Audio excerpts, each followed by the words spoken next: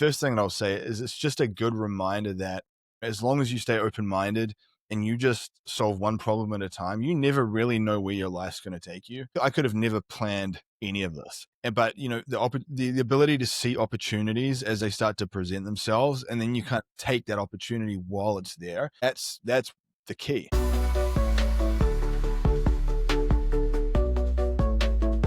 All right. Hey, everybody. Welcome to the Habitual Growth Podcast. I've got a very good friend, entrepreneur, and really expert in this space on the podcast today. I'm really excited to talk to Fraser. Just a little bit of background about him. Fraser is a husband, a father of two, and most importantly, a performance strategist who really works with high-achieving entrepreneurs, executives, musicians, entertainers. Fraser, I've been watching your content for a while, so this is a really exciting conversation for me. But really, at the end of the day, you are really dialing how to work with the world's top performers to build bodies and brains that keep up with their ambitions. And I know you do more than just these high-profile A-list celebrities that you do work with. This is for everyday people as well, but you're really working to crack the biological code that comes with being superhuman. And before I turn this over to you to really get the intro going, I love your branding so much. It's actually one of the things that I really was attracted to about the content and you and what you put out with the Anomaly Project and being superhuman. And you've got such a unique background going from a butcher to a vegan athlete and a coach, moving from New Zealand into the States. So just starting out, I want you to tell the people a little bit about you, but really, how did your identity shift and reshape, most importantly, your mental health, your discipline, and the relationships as you really started this journey for yourself? Yeah. I mean, first of all, man, absolute pleasure to be here with you and to talk about the story and just to drop some knowledge to the listeners. And it is a strange story. Sometimes I sort of have to pinch myself when I think about where I've come from. And I mean, the first thing that I'll say is it's just a good reminder that as long as you stay open-minded and you just solve one problem at a time, you never really know where your life's going to take you. I could have never planned any of this. But the ability to see opportunities as they start to present themselves, and then you kind of take that opportunity while it's there. That's the key. And so for me, man, I mean, obviously, like you alluded to, I'm from New Zealand originally. I grew up in Auckland, which is it's the biggest city in New Zealand. It's a bit like San Diego, if I was going to compare it to something here in the States. And I struggled a lot when I was young. It was a very challenging time for me. My parents separated when I was about 5 years old. It's one of those situations where, being in a household where you didn't have both parents with you. So it was challenging for my parents. I recognize that. And I know that from all the mental health issues that have been in my family, a lot of stuff I picked up too, just because you're in this environment with people that maybe are struggling, and then you almost become a byproduct of that. So in my early teens, and probably even before my early teens, probably from about 11 or 12 years on, I was diagnosed with severe depression, social anxiety, ADHD, and then the severe depression kind of metastasized into bipolar depression. So for about 10-year period through my teens, I was heavily medicated for all of those things. And I'd use a lot of different medications too. So it wasn't just like, we'd try one thing and solve it. It was like multiple things. And I mean, I was taking so much stuff at one point. I was having to get blood work run every 2 weeks to make sure that the levels in my system weren't getting to a toxicity. Back then, I didn't know about blood work. I didn't know about all the stuff that we'll talk about. So I didn't have a comprehension of, wow, this is probably not good for me if I'm having to do blood work every 2 weeks to check. Now I look back on that and I'm like, wow, right? And so I went through this whole process where I struggled at school, and like any sort of classic ADD, ADHD type person, you struggle in certain learning environments. And so your traditional school model, I didn't do well in that. And it was one of those examples where for a while, at least, I was getting B's and A's for effort, but then I was getting D's and C's for achievement. So it meant that I'm like trying, but I'm stupid. That's kind of like what I deduced from that. And obviously at the time, I didn't know anything about health. I didn't know anything about psychology, nothing. And so I just kind of came to this conclusion that I'm just not a very smart person. I'm not an academic. I might as well just leave school and go get a blue collar job and just start making some money. Because what's the point in just like failing constantly? And so I was one of the only people in my year out of my friend group that left school early. A lot of them Mm, saw it through to about 17 or 18. I left when I was about probably 16, 15 or 16.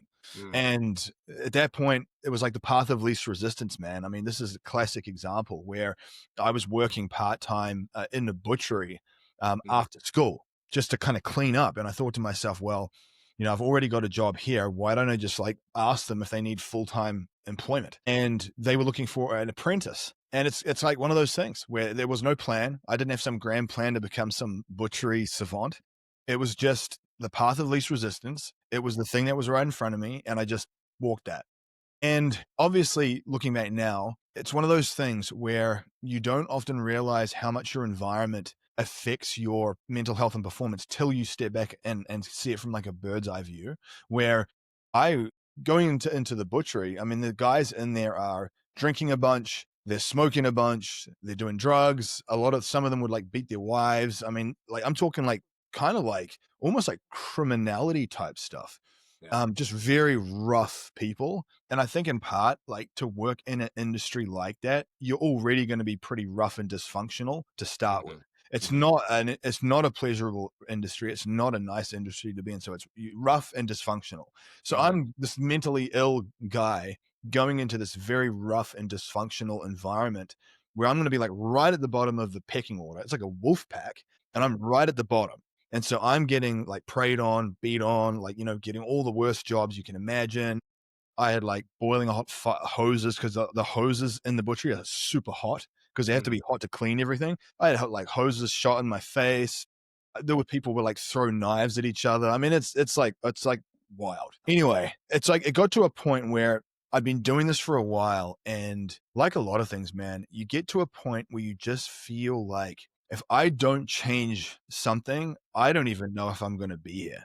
It was yeah, like that. It was that bad. Like mm, where I felt like there was no hope. And every morning I would wake up and it was like 4 a.m. My alarm would go off. I'd lay in the bed and I would just cry. mhm, I used to smoke a lot, cigarettes.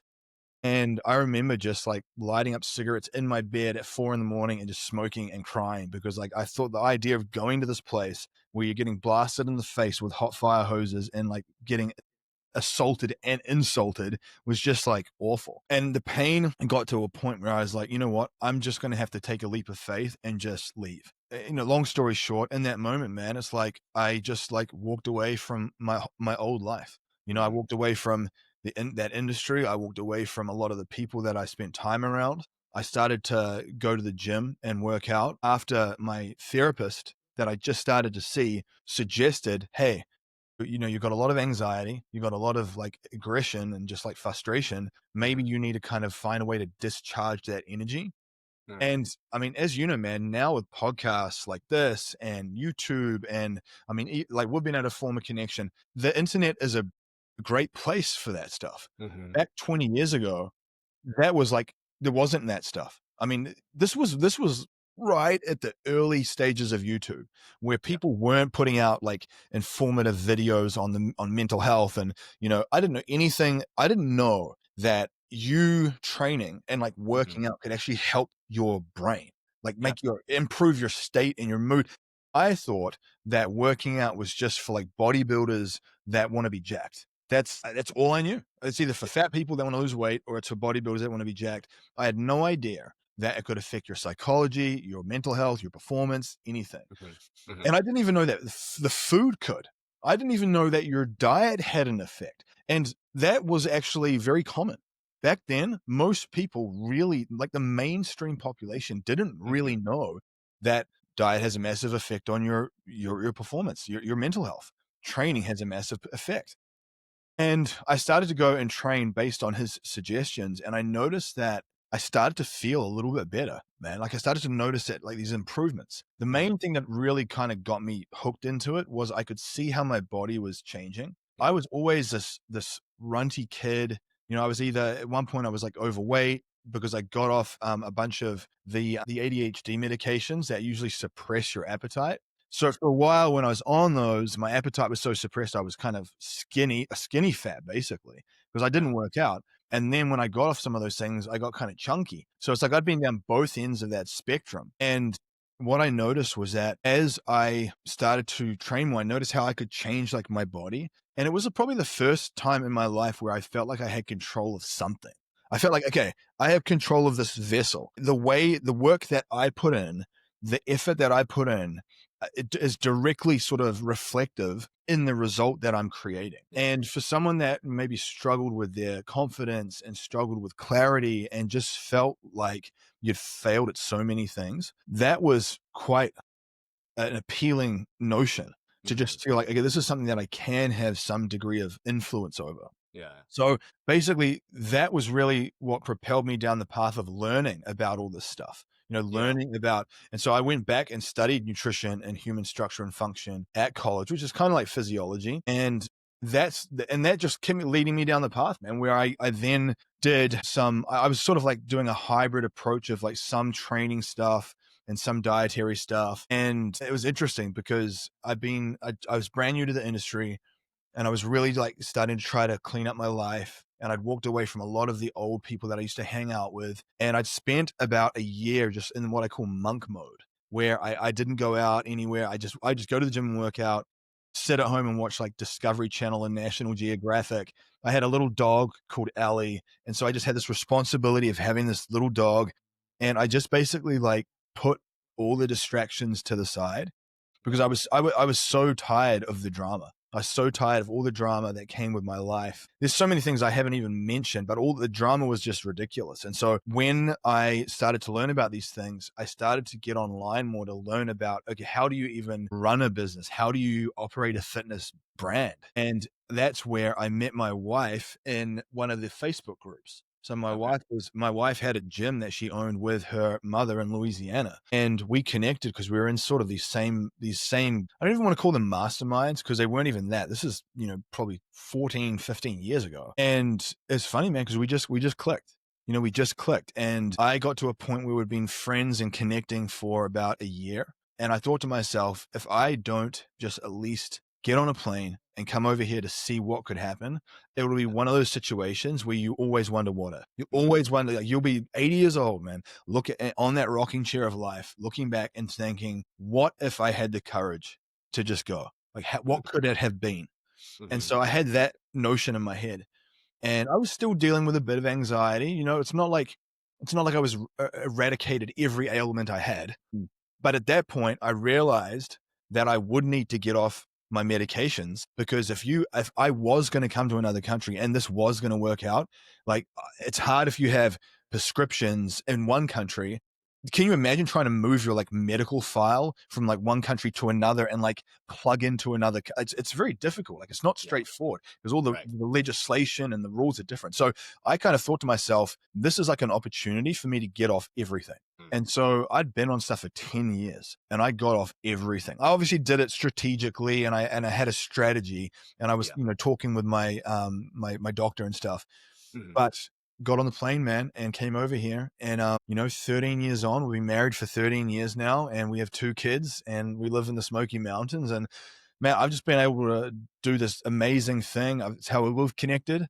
and it's just progressed. It's just progressed where I really feel like, man, with my knowledge base has come from my desire to heal myself. Mhm. My knowledge base has come from my desire to try to figure out how do I unlock levels in my life where I can make all of that history from my family completely irrelevant. Yep. And at this point, like, I feel like I have done that, where now a lot of my family will still have many, many mental health issues. And I'm really the only one that's broken away that has really changed. Mhm. And it took me like, leaving the country, going off on this journey and like Mhm. not knowing what was on the other side of that mountain. And it's just progressed. It's got more and more refined. So like now, as doing a lot more dialed in sort of almost like functional medicine stuff Mhm. where you're really diving into the mechanics of the way that someone's internal health is as a Yep. way to optimize their external health, to the point where, I was even talking about this with a friend the other day where sometimes I have these moments where I'm out in the Mojave Desert in California, and we're shooting on, the musician Chris Daughtry's music video set. And Mhm. I'm there. I'm like his like VIP guy hanging out with him and his like little climate controlled trailer. Everyone else is outside sweating bullets. And Right. like, I'm the only one that's like in there with him. And I'm like, how did I get here? Yeah. How did I get here? So yeah, man, it's just been such a wild ride. And obviously we can take it any direction you want in terms of what Yeah. we can talk about. No, I thank you for sharing that. That context is extremely helpful. Yeah. I'm sure you get this a lot, but people look at you, ruggedly handsome, great physique, shape, all this stuff, and it's really easy to just get painted into a picture, and especially online, right? You say like it's a journey. You know it, you've seen every step of the way. And you're a blessing because you do share a lot of your old pictures. Hey, look at me when I was here. Look at me when I was Yep. here. And that stuff is really inspirational. And I think it is the power of the internet. We're going to talk a little bit more about mental health, but I actually want to go all the way back and Mm-hmm. really just talk about the struggles of mental health. And what I mean by that Yeah. is, I think sometimes a lot of people, there's two things that happen in my mind. And I know you can speak to both of these. One is you're just, like you said, it's the path of least resistance, right? It's, hey, you're just this and you have to accept it because you don't know any different. It seems like that really happened to you. Hey, my family Um, has this history of mental health, therefore I have mental health, right? The yeah. second thing is you're overprescribed. And it's, hey, you're going to get on these medications and you're just going to deal with it. And Mhm. where I'm going with this is it leads you to the power of choice. And we're going to end up there in a couple of seconds. But can you just speak to Yeah. the difficulties of what you felt in those younger years where you felt that you didn't have a choice so Yeah. that people who might be feeling those same things Mm-hmm. can maybe become a little bit more self-aware and say, hey, that was me too, or I'm Yeah. dealing with this thing now. Yeah.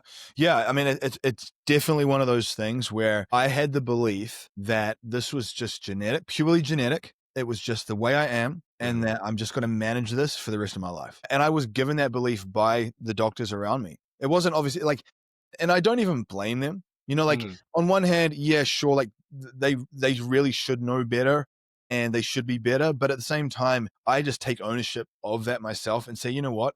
Like this is my body, this is my life. I really need to like be very, very proactive with like me learning about all these things. But to your point, being diagnosed with bipolar depression, severe social anxiety, and ADHD, like for decades through your teens, those developmental years as well. I think like just people don't even realize the effect, the long term effect these medications have on your health. A lot of these medications weren't actually designed for long term use, and a lot of them, based on legitimate research, don't actually work very well. But Yeah. they do have effects on other systems in the body. And so Mhm. I didn't know any of this. I just trusted whatever I was told. And looking back now, I've been able to piece together some of the things that I think happened where Mhm. there were certain systems in my body that were really damaged long term. So like my pituitary, it produces these precursor hormones called luteinizing hormone and follicle stimulating hormone, which are like upstream precursors for testosterone. And what happens when you use high doses and long-term use of SSRIs, it Mhm. can wreck that system. And Yeah. because when I was getting my blood work done, my testosterone levels were just rock bottom and Mm. constantly rock bottom. And so I had to like do a lot of troubleshooting with that. I tried all kinds of stuff and things that I was suggesting to people were working for them and none of it was working for me. And then I Mm. started to like do more and more blood work and I kind of pieced these things together and then I'd see research that kind of reaffirmed something I was noticing. And all this to say, I really do think that people have a massively profound ability to change if once you get your blood work and you kind of look at your data and Mhm. even doing like a test like the Braverman test. So the Braverman test is an online test. It's subjective, but it is quite accurate. Like basically it tests your brain chemistry. It Mhm. assesses your brain chemistry based on what you're perceiving. So it will ask you a lot of questions around things you perceive. Yeah. And that kind of gives you an indication of approximate brain chemistry. Yeah. And I actually find it quite reliable. And so between getting that data and then recognizing that your diet, your lifestyle, and your environment have a massive effect on the chemical state of your brain and thus like the diagnosis you have. When I started to realize that, I was like, man, nothing is fixed. I don't even think most things are purely genetic at this point. I think there's very, very small amounts of things that are truly legitimately genetic or hereditary. Most Mhm. things absolutely just don't run in a family. It's the habits and the behaviors that run in the family. And Yep. so when I was able to kind of recognize that and step back and then, readjust my diet, change my lifestyle, that's when I started to see results and changes. Yep. And honestly, man, it's an ongoing process too. Like I want the listener to know that there wasn't just this one point in time where I just had this epiphany and I saw Jesus and then I just completely turned around in one day and everything was perfect from that point on. It's been this like ongoing evolution, and you'll go through these ebbs and flows where sometimes you get momentum, you feel like you're doing really well, and then other times you feel like you're getting beat up. And it's sort of like over time the trend is up, but you do go through these retracements as you're going up. And so part of it is to just acknowledge it. That's part of the human experience as well. Yep. Because if people think, oh, I'm not feeling good all the time, you're not going to feel good all the time, but you can acquire the tools and systems that when you start to feel off, you know what to do to kind of pivot back to feeling better faster. Yep. That's what I found to be really useful. Yeah. Well, there's so much to unpack just in that Yeah. response alone. But the reason I wanted to highlight that is because, right, like at some point, everybody's young enough where you just kind of have to go with the flow, right? Yep. You're a kid. You have to really just, up to a certain point, Mhm. accept what your parents tell you. You sounds like you dropped out of school. I'm not sure when you kind of went off on your own, but it was interesting because I was having this conversation with my mom the other day, Mhm. and she was telling me how teachers kept telling her that I had ADHD, and she would go to the doctor Yeah. and the doctor would say, has ADHD. And she was Mhm. like, no, he didn't.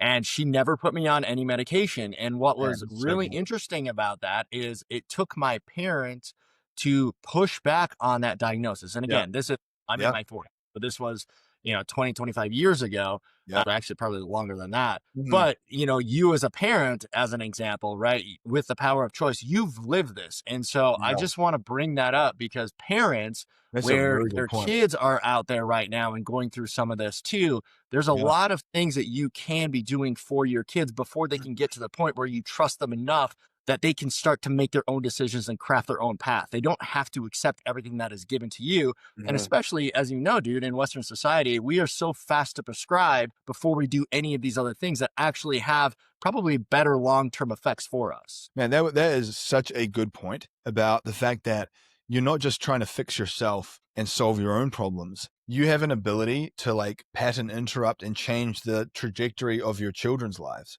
And so even if someone's like, well, I had ADHD when I was a kid, I don't have it anymore. You got to think, well, what are your kids going through? And I would actually say a lot of entrepreneurs get almost mistakenly diagnosed with ADHD. And that, like you probably have that sort of creative, like ambitious spark that I see a lot of founders and entrepreneurs have. And really, I feel like you want to nurture that. You don't want to think of that as like an ailment that needs fixing. If anything, you're like, okay, this is like a secret weapon. How can I use this? I mean, one of the things that I noticed with myself was that I don't have a good ability to sit and read something, but I have like a photographic memory with listening and watching things. So when I'm coaching people, I do a lot of verbal stuff and I like to get a lot of pictures from them.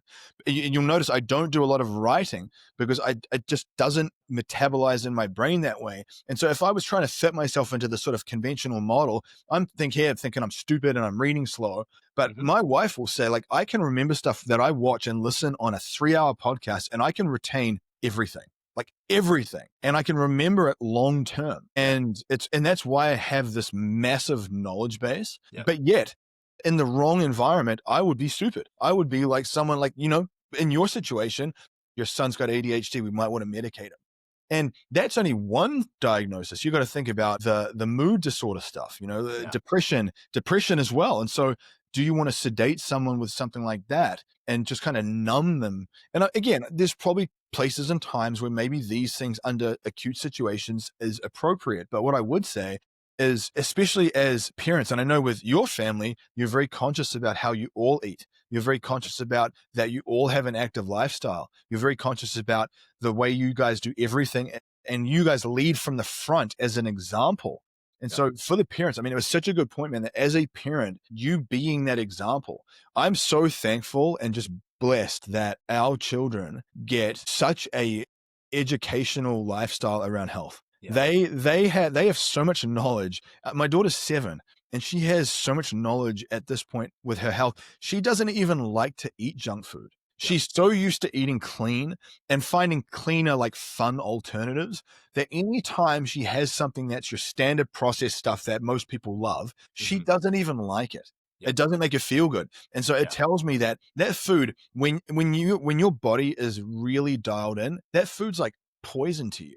But we are so poisoned that we don't notice how bad it is for us. I notice it now whenever I've had anything in the past and I come back to it, I always immediately notice the difference. And it's got me to the point, man, where I don't even do it anymore at all. Yeah. Yeah. No, and you're just making me laugh. So I shot a podcast earlier today, and you had touched on the longevity of prescriptions. And that was the topic that I had covered with somebody this morning.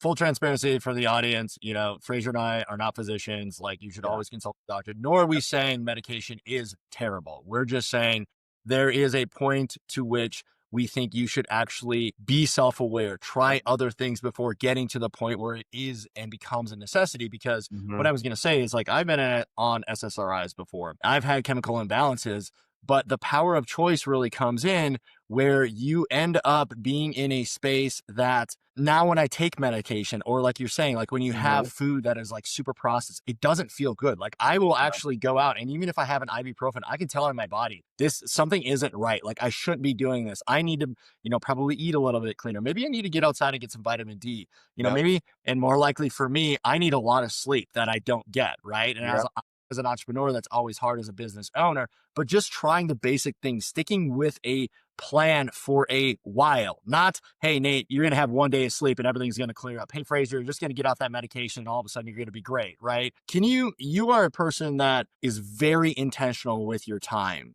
Can you talk about what habits you have really dialed in for yourself that when you have those low days, it keeps you on track? So your one bad day doesn't lead to 2 bad days or 3 bad days. Yeah.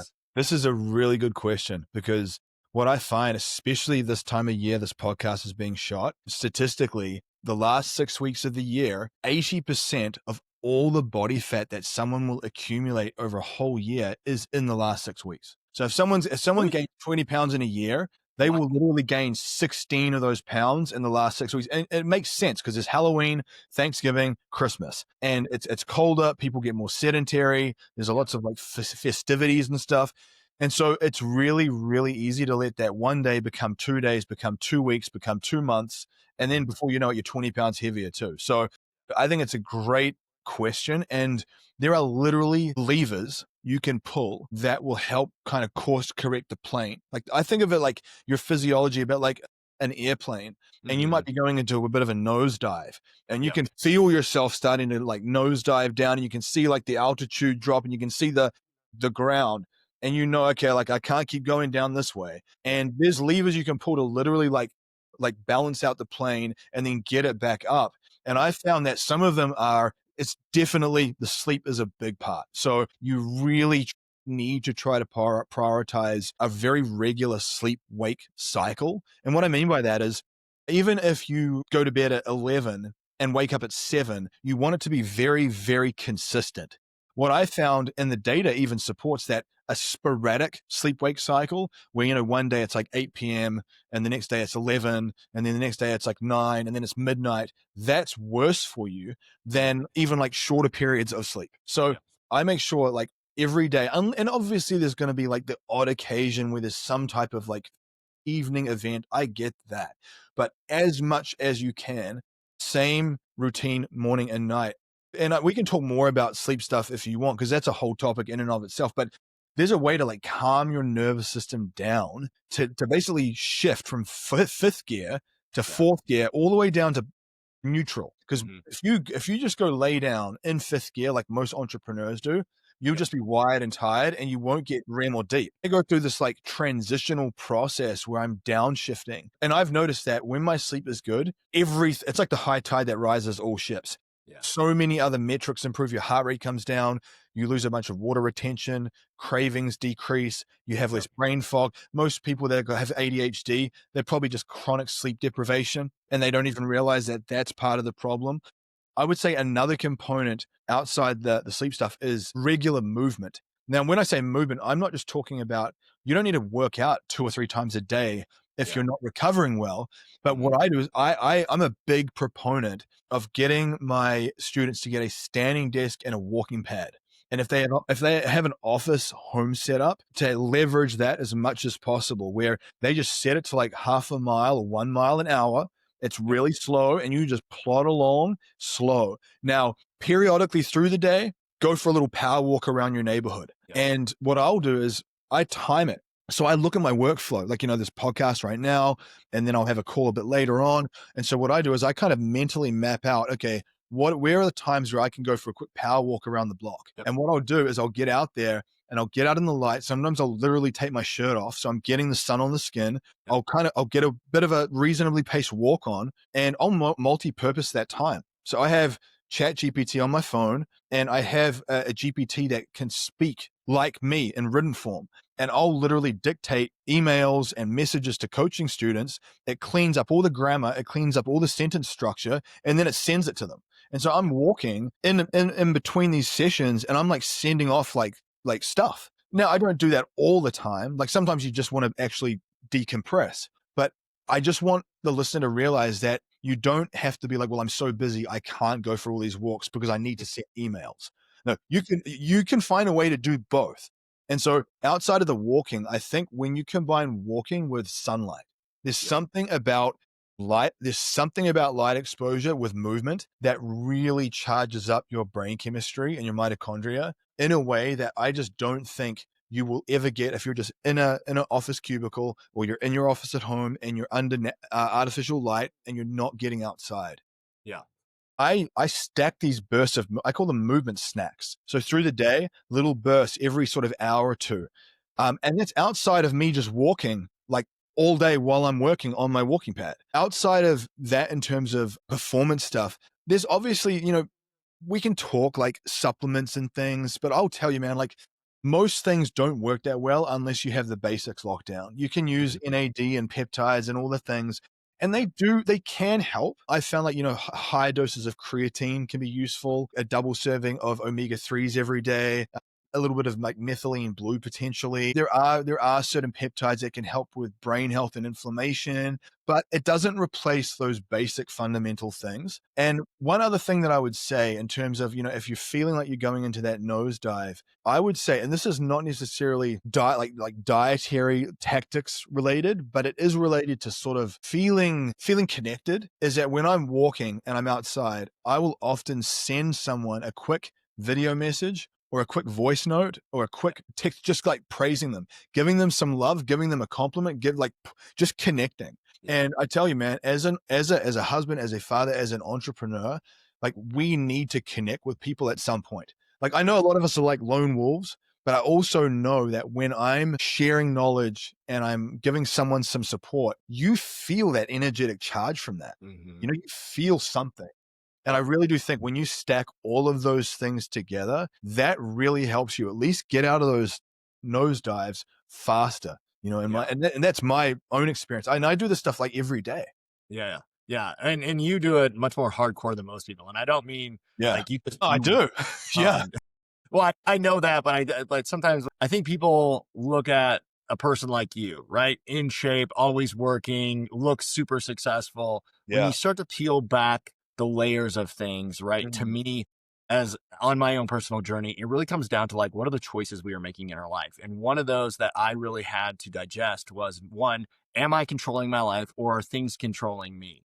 Yeah. And then two, am I really self-aware? Because Mhm. like you're saying peptides can help and omega-3s can help. But like for most people that haven't started their journey or are just in the beginning, popping some omega-3 from some fish oil or something like that, Yeah. you're not going to notice a difference, right? No, you There won't. is a law of diminishing returns is very real. And Yeah. so, and that's where you're touching on the basics of like, you just have to have your fundamentals down. And honestly, for me, one of those things is, are you self-aware? Do you know yourself well enough? Have you decluttered your mind? Have you decluttered enough Mhm. of Yep. your diet, as an example, so that when you have an ice Yeah. cream cone, you can feel the difference, right? And I know that sounds ridiculous, but when you really have things dialed in and not even at an elite level, but just giving yourself the time and the awareness to make different choices to say, am I doing this? Can I feel the Mhm. difference? Trying to look internal. That has astounding impacts on the next decision that you make. Not your Yeah. life, but Yeah. just the next decision that you make. One thing that I think is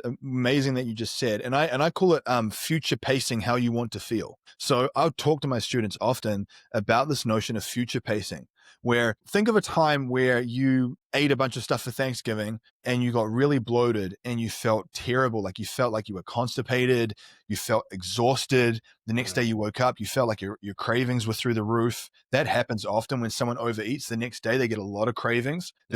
It's a blood glucose and blood sugar management thing. It's like a hormonal thing. And you feel anxious and irritable, especially if you notice your anxiety is kind of high and your mood is low. Those are all connected to the thing that you just did upstream. And so what I tell people is start to connect those dots and become really aware of that effect. And what I started to do was when I was presented with an opportunity to eat the junk food or do the thing that in the past I knew had kind of affected me negatively, I go back to that time and I literally sit in that feeling. I marinate in the discomfort of it. I'm like going back thinking about how bloated I felt and how my gut was sticking out and I felt like this fat pig and I felt self-conscious and I didn't want to play with my kids because I felt so bloated. And then you get irritable because they want you to play with them and you're thinking, God, I'm like about to pop. And I felt that agitation and that frustration. I felt that. And what happens is when you go into that place and you actually feel that emotion, you're like, man, I do not want to do this. Like I will not do this. And that ability to be self-aware and course correct before you even get yourself into the situation, it's not even a superpower because it's something that you can cultivate. You don't either have it or you don't. You can get better at that. But like you were saying, you've got to practice that self-awareness. Like if you're not thinking about what do I have on tomorrow? Like what appointments? Do I have podcasts tomorrow? Do I need to shoot video content? Do I need to speak tomorrow? Because if you are going to wake up and you're going to be all puffy and waterlogged because you're inflamed, how's that going to affect like you shooting your video content? Right. Yeah. You're gonna shoot the content and then you're gonna look at it and you're gonna be like, I look like a water buffalo, so like, and so it makes you way more aware of like, okay, my choices have a downstream consequence. Yeah. And I would say frame it as a good thing. You don't need to like self-loathe and beat yourself up and be like, I suck. Do it as a thing of like, okay, I've got an opportunity to create self-awareness and then I'm going to course correct. And I've found that as I did that more and more, I noticed that it almost becomes like an automatic operating system. Yeah. You start to embed it to the point where you can foresee the event about to happen before it even happens, and it's almost like you can hit a moving target. You get so good at hitting the moving target, and then you get to a point where you don't even have to hit the moving target because you know where the target's moving. That's right. So like you just build this sort of intuition. But I mean, exactly what you said, man, it's such an important concept because you can have all the tactics and the tools and the supplements and the protocols, but if you don't have that level of self-awareness around like, what are my triggers? And like when I'm getting stressed out, what am I leaning on as support? What am I doing as a stress management technique that's not actually planned? Like everything we do is fundamentally a stress management technique. It's just that a lot of things we do are stress management techniques that aren't good for us. Yeah. And we can change all of that, man. Yeah. Yeah. And that's why I love the power choice. I'm really big into, I'm going to screw up this guy's name because I always do, but I'm in the middle of the Almanac of Naval. I think it's Ramanique, but Is it Naval Harari? No, not that one. Okay. It's not Harari. Yeah. But he just talks about happiness being a choice. And one of the things I want to stick on the mental health piece of this because you're an expert at this and the decisions that you made have really dialed things in. But I bring this up because I was always under the impression I would do these little tweaks for myself. They would lead me to be happy. And it wasn't until I started saying, hey, here's the silver lining of this crappy situation, right? I'm shooting content. Do I look like a water buffalo? Okay, well, guess what? You made this wrong decision over here. Yep. So last night, as an example, I have 2 podcasts I'm shooting today. I actually struggle sleeping. I normally have to take sleeping pills to just calm my mind to get me to sleep. I was like, hey, I have a choice. I'm either going to take this pill and I'm going to feel groggy in the morning and I'm going to be terrible at hosting a podcast, or I'm going to be a little bit tired, but I'm going to have the natural chemical balance. I'm going to choose this one over here. I bring this up because mental health right now, I think for younger generations is I really struggle with what these kids are going. And when I say Yeah. young Yeah. generations, I'm talking kids Yeah. that are 16 all the way through young adults in their 20s and even 30s. And I Yeah. have, man, I have probably 6 people in my close network that have Mhm. talked about suicide, that have talked about nihilism. And it makes me sad. And there's so much that they can be doing and should be doing, but the Yeah. world looks dark sometimes. Yeah. But at the same time, they're not making different decisions for themselves. And I want to highlight that. Number one, I want your thoughts on that. But number two, Yeah. what was that like pivotal moment for you? What was going through your head when you said, I don't have a plan, but I know I can't stay in this, Yeah. in this butcher shop and have Mhm. knives thrown at me, right? Yeah. I got to Yeah. do something different so that hopefully it inspires people who are in that or dealing with that to say, you know what? Like, this is just what life is. It's okay. It's a struggle, but I have Yeah. to make a different decision for myself. Yeah, yeah. I mean, great question. And I think looking back on my journey, it's almost like you get to a point where the pain of staying the same outweighs the pain of change. And Yeah. you just feel like it's so uncomfortable being where you are that you're willing to just rip the Band-Aid off. Yeah. And what I realized is honestly, most people don't have a lot of things figured out. And even guys at my level, at your level, some of the guys I've worked with, I'm fortunate that some of the CEOs and the musicians and the guys that I've connected with and work with, by all intents and purposes, someone will look at their life and go, "Oh, they've absolutely made it. They're living the life." And they all put their pants on the same way you do. And they all have, like, I will often hear stories from them because part of what I do at the highest level, you have to build a relationship with someone if you're going to actually help them with their health and their diet. Yeah. And so I'll hear a lot of things that they go through, and it's real. I mean, people at every level are going through challenging stuff. So the thing to remember is that you will never get to a point where you're free of problems. And part of it is just the way you're choosing to see the problem. And so for me, rather than seeing it as a problem that is something really negative, it's essentially like a fork in the road where I have now a chance to change something and get a different outcome. So I've got to change something now, and that change, that physical decision will change and create a different outcome. Now, someone might say, well, what if I don't know like where to go? Part of it is a bit like the analogy of, like, if you're driving from LA to New York at night, you can only see a couple of 100 feet in front of you with your headlights on. Yet, if you just keep going, the path will reveal itself to you as you go. That's actually how it works. Like, you don't have the whole thing planned out and you can see all the way from LA to straight to New York. Oh, this is exactly where I've got to go. Like, you just start driving, and as you go, it illuminates the path. And that's been my experience with everything I've created. I had no plan to do any of this stuff, but because I got in the car and I turned the lights on and I turned the ignition on and I went. So part of it is this idea of be okay with building the bridge as you cross it. And I think when people allow themselves to have that experience and they allow themselves to frame failure differently, like seeing failure as a feedback mechanism, most people that are very successful, they fail a lot, but they see failure differently. They don't see failure as this thing to be embarrassed about, that is stupid, or they should quit. They see it as like a feedback mechanism of, okay, now I need to change my approach because that was not working. And that's how I approach everything. And to your point about mental health and even our generation, and especially younger, it is really concerning. This is actually I just want to touch on this because what you mentioned was a very unique discussion point that I have not really talked about much. And it's this idea of, my kids, your kids, teenagers now, they have to be so aware. The parents have to be so aware of what's happening because there are so many things in our environment that will cause long-term damage. I mean, social media, tablets, iPhones, TikTok, all of these things are having really significant effects on your psychology and your biology, way more than I think we realize, way more. And I've noticed, like, we're very strict with our daughter with watching TV. So she'll watch certain YouTube channels that are like educational, and we don't just let her watch mindless stuff. But we've noticed anytime she's watched random things, she almost gets kind of defiant and a bit of an ADHD like energy about her. And it doesn't happen often. So when it does happen, it's very noticeable. And the same thing is true for like the junk food, because she eats so clean. Anytime she has eaten random, we notice she's like bouncing off the walls. And so your children who are bouncing off the walls, they probably don't have ADHD. They're probably eating a bunch of sugar and they're not actually exercising enough. They're watching a Yep. bunch of stuff on their tablet.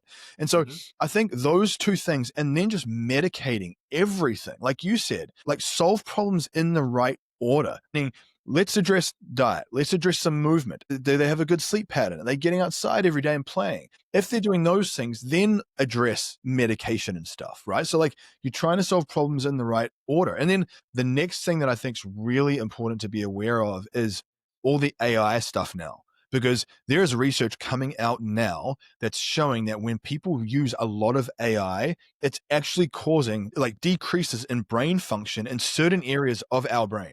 So what they're basically insinuating is that long term, if we use too much AI, it's almost like junk food for your brain. AI Yep. is almost like fast food for your brain. And so if you use a lot of fast food, your brain's going to atrophy and you're going to lose your ability to think properly. Yeah. You'll lose your memory, that you won't have to remember anything.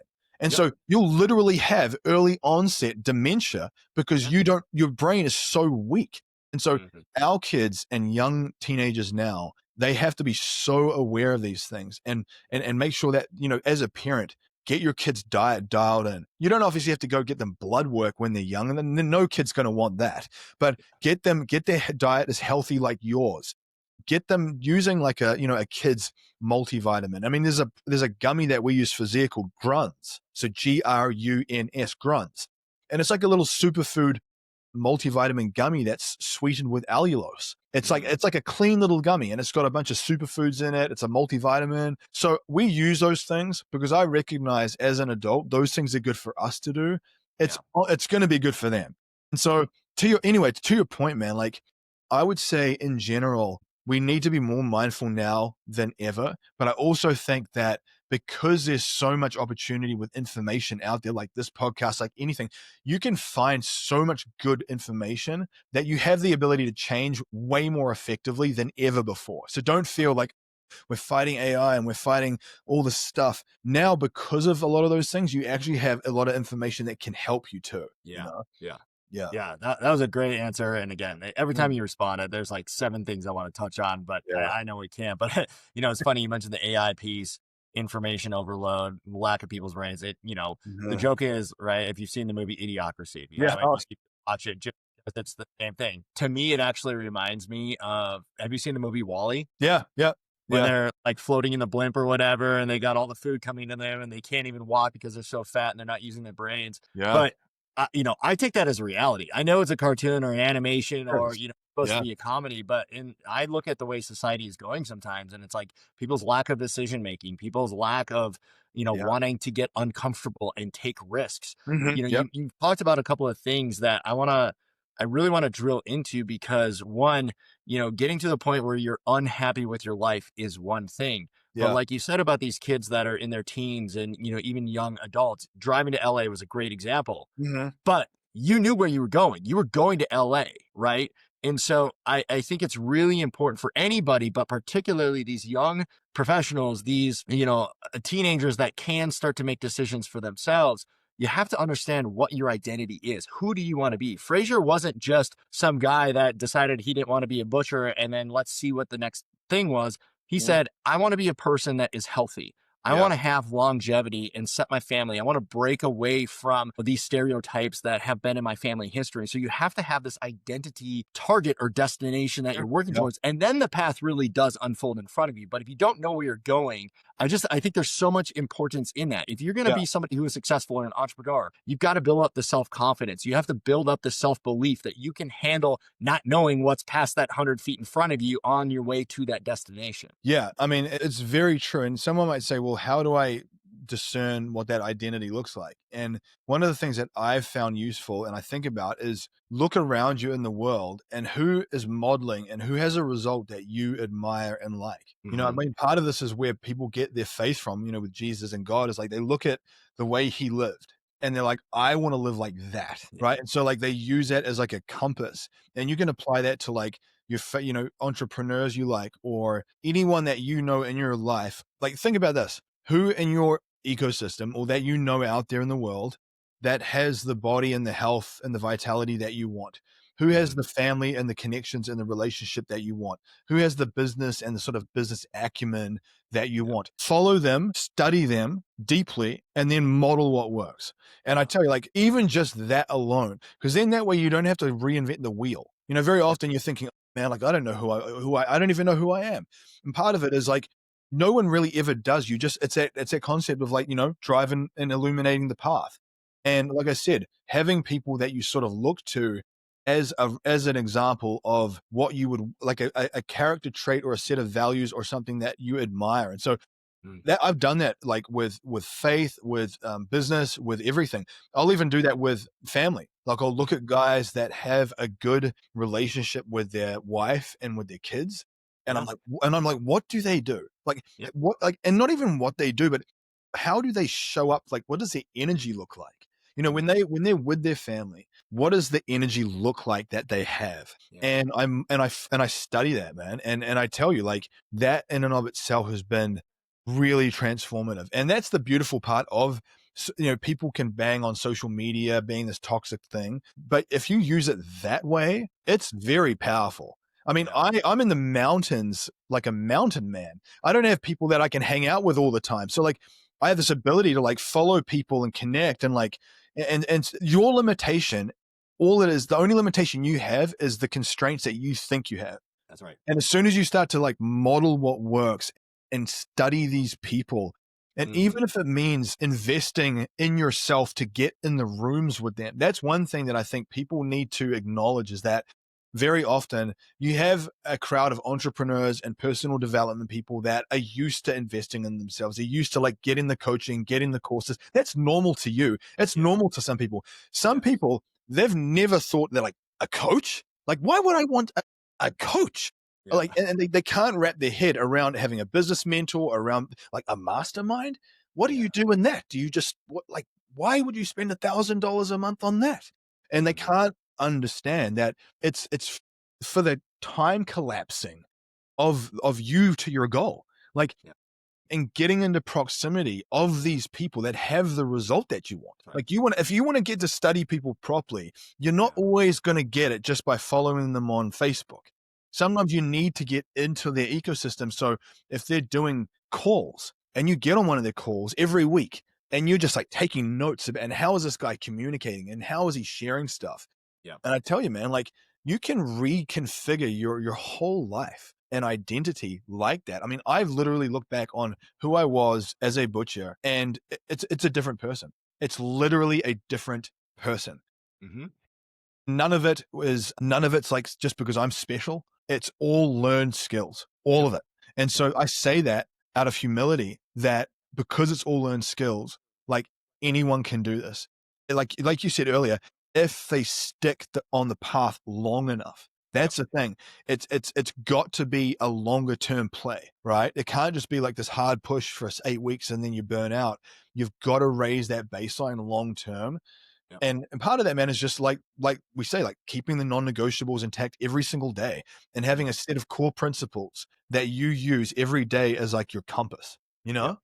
100%. Yeah. I have a loaded question for you, and I'm going to ask this for a specific reason because I'm going to Yeah. take back what you just said. What is your definition of mental health? While you're thinking, I'm going to answer that from my own perspective. Yeah. I think mental health has this negative connotation associated Mhm. with it, where people hear mental health and they're like, "Ooh, something's wrong with me," or "Something's wrong with that person."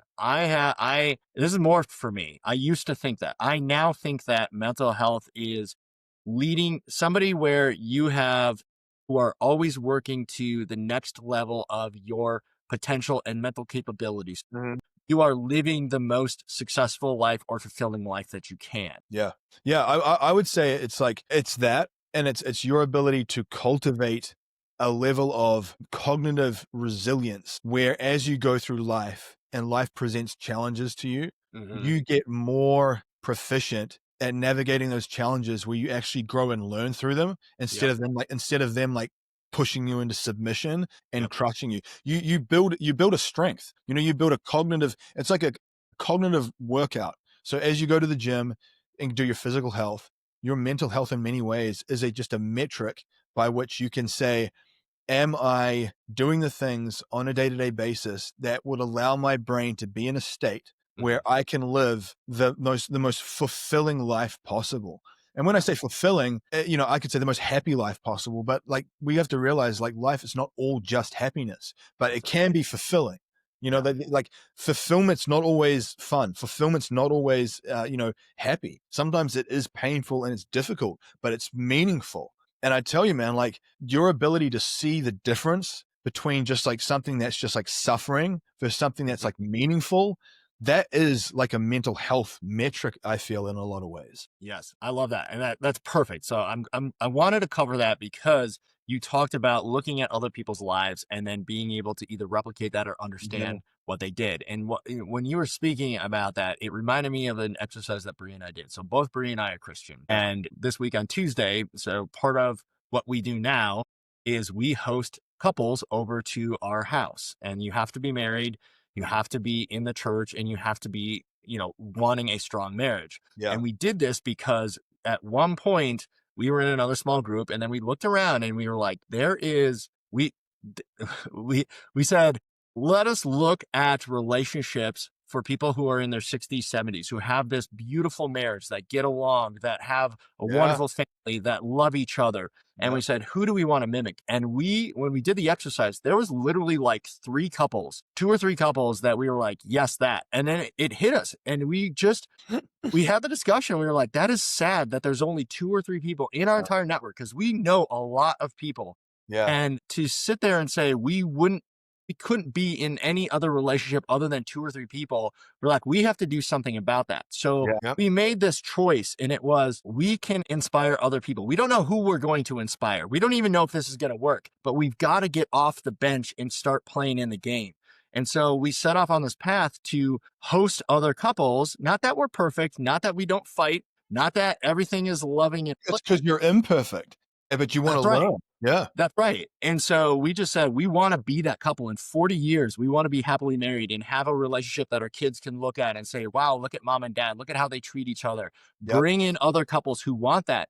What's been really fascinating about that is one, we learn a lot about each other, just me and Bree. Yeah. Like our Yep. relationship is stronger because we lead together.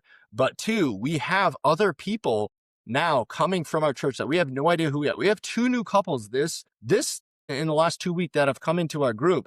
And both of the couples have said, we looked at our friend groups and we just realized like we have different long-term identities of where we want to be. And, people are bickering with their spouse and talking crap on their spouse. And we didn't want to be that. Or we have a bunch of single friends and we're just dealing with different issues. And so we wanted to be around people that were leading the charge and had this loving relationship. And so I share that because again, the identity, but everything you're talking about, that mental resilience, right? It's Yep. not about being perfect. It's not about being happy. It's about taking the step and figuring out what comes next, but doing it for a reason and for a purpose. Yeah. I mean, and man, to your point, I've observed yours and Bree's relationship, and like you said, no one's perfect, but you guys model a lot. Like if someone was looking for examples, you guys would be a very good model because I see the way you guys connect together. I see the way that you connect with your kids. I see you do things out, you explore, you have things, you travel, you see things as a family. And I see all of that. And my intuition is like, that's someone that's being intentional about that connection.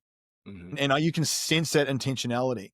And I tell you, man, like when you have that mentality that you just said and you apply that to your health, you apply that to your marriage and your relationship, with your spouse or with Christ or to yourself, and you apply that to your business, like you will find people that have unlocked levels. And sometimes you'll find, I mean, the goal is to find someone that has all of those things lined up, really. Like you want to find someone that's found a way to balance them all. Mhm. That's one thing I will say is like, you might have someone that is really good in business, but they terrible with their relationships. Like that doesn't interest me. I want to find the person that prioritizes his family and Mhm. his relationships, and then Yep. off that is able to still be successful in his business and with his health. Yep. And even if he's not like super successful in business, that to me is not as important as being deeply grounded with your family and all that stuff. Yeah. So I think, man, it's one of those things where, as you said, like just model what works and pay attention and look around you and make an assessment of like who out there has a result that I want and like learn from them. Yeah. learn from them, and then also make the decision of who you want to be, because you never know who you're going to inspire and who's going to come with you. And Yeah. I want to ask this one question, and then we'll wrap up here so we can be cognizant of time. But one of the things that Bree and I discovered about our kids, and I want to throw this to you because you have two Mhm. beautiful kids. Yeah. Our kids, when they were 6 and 4, yeah, 6 and 4, hiked a Mhm. 14er by themselves. Yeah. Like, I mean, we were there, but they did 90% of it by themselves. And we had this situation. I've talked about this before, but we had this situation where we got into it. We didn't intentionally hike it, but it was one of those things where, hey, we're going to go up here and then we're going to kind of like take a break, see how you're feeling. Yeah. But we made a decision. We talked about this before. We said, we're not going to tell them it's going to be hard. We're not going to tell them it's going to be long. We're just Yeah. going to go for a walk, and we're going Yeah. to let make the decisions. And I know you do this with you, specifically your daughter. Your son is a Yeah. little bit younger, but with your daughter, you bring her into the workout rooms. I Mhm. know you don't say, hey, guess what? You're going to get beat up, or you can't do that. You take a Yeah. different approach. You do this with Yeah. Lauren as well. Can you talk a little Yeah. bit more about the intentionality of not putting constraints on somebody? Yeah, and in fact, like arguing against constraints. Like, Right. so if you have someone saying, using words like "I can't do that" or "That's hard." I've even had conversations with my daughter where she'll say, "I can't," and I'll stop and I'll say, "Hey, like, realize that we don't have to use the word can't. Like, Daddy doesn't use the word can't. Just we need to just reword that. Let's find a way to make it happen." And when they start to kind of you just kind of seeding their mind with that thought of just that pattern interrupt of like not just dismissing, "Oh, it's too hard, I can't do it." Like, change the wording, because the wording is important. It will drive so much behavior. But I would say honestly, man, the big thing, and I talk about this about being a lighthouse around the best way to get anyone positively influenced is by you embodying the thing. So Mhm. to parents, to leaders of businesses, you want your people to be more on point and on their game. You be more on point and on your game. You want That's your right. kids to, want your kids to be more active and not sit in front of the TV and just watch it.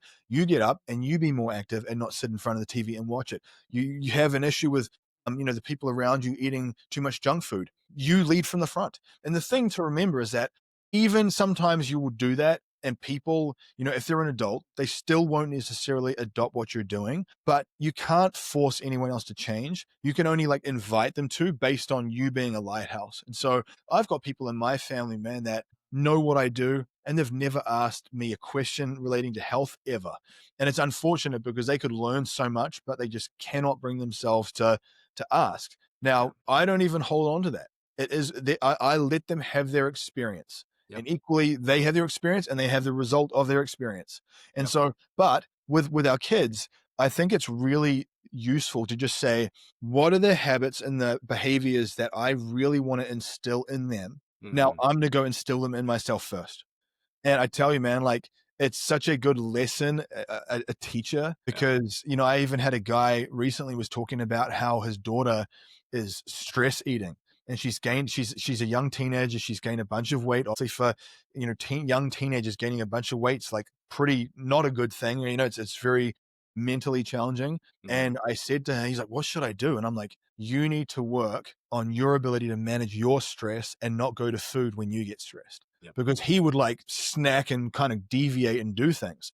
And I'm like, she's seeing what you're doing and she's modeling what you're doing. You need to, like, if anything, you are the root. You work on you and you find better alternatives and better solutions, and you let her see that and you watch what happens. And I'm telling you, man, like it's like a ripple effect. And Yeah. I see that with your family too. Like the way that you guys lead, your kids are so active and healthy because you guys are so active and healthy. Yep. Now, it seems obvious, but I think people kind of lose sight of that, and also realize that you're a work in progress. And even if you feel like up to this point you haven't done a good job, don't dwell on that. Like, Mhm. focus forward. Like, what can you do today? What can you do like right now? Don't worry about the last year where maybe you've been doing the wrong stuff and you've instilled the wrong things into them. Focus on now. Yeah. And because that's all you can change. That's And right. so as soon as you adopt that, man, like anything's possible. So I mean, that was a great question, man. Yeah.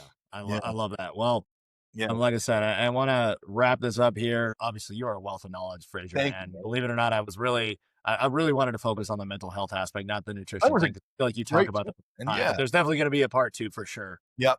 But that said, how can people find you? Number one. Yeah. So, I mean, if you just search me on Instagram or Facebook, Fraser Bayley, FraserBayley, just search me on those. That's probably the best way, because if you drop me a message, we can connect and then I can kind of help you from there. Awesome. And then Cool. number two, what are, on this podcast, we always like to leave people with 3 things that they can start doing today. So you're not Yep. just consuming, we're all about transformation. You can Yep. actually hang up the phone or put pause on YouTube, whatever, and then go out and start doing some stuff. Or what are 3 really just simple tactics people can start doing today that help them become that lighthouse that you were just talking about? Man, I would say when you listen to this, get outside with your sunglasses off and go for a 20-minute walk.